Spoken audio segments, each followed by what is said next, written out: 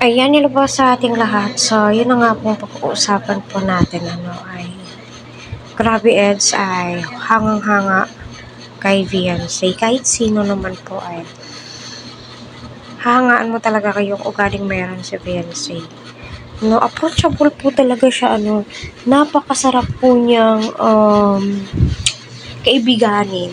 Yung tipong bago lang siya dyan sa Baguio, kita po natin kung paano mag-approach ng isang tao, fans, itong si Vinci, nakakatuwang isipin and pagmasdan. Ang sarap po niyang panoorin sa totoo lang.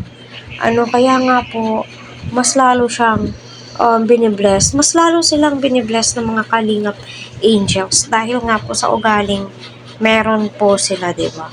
So, ayan, patuloy po natin suportahan si Kalingap Rab Kuya Val para sa ganon ay marami pa po silang matulungan. Especially si Eds, may 2 hours live update po siya. So, yun na nga po,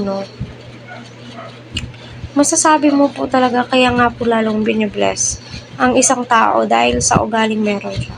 Nakikita po talaga yung ugali ni Beyonce na napakabait po talaga niya. Tama po yung mga sinasabi ng magulang ni Beyonce. So, kung ano po yung ugali ni Beyonce, nagre-reflect po yun sa ugaling meron ang kanyang mga magulang, especially ang kanyang nanay at tatay, di ba?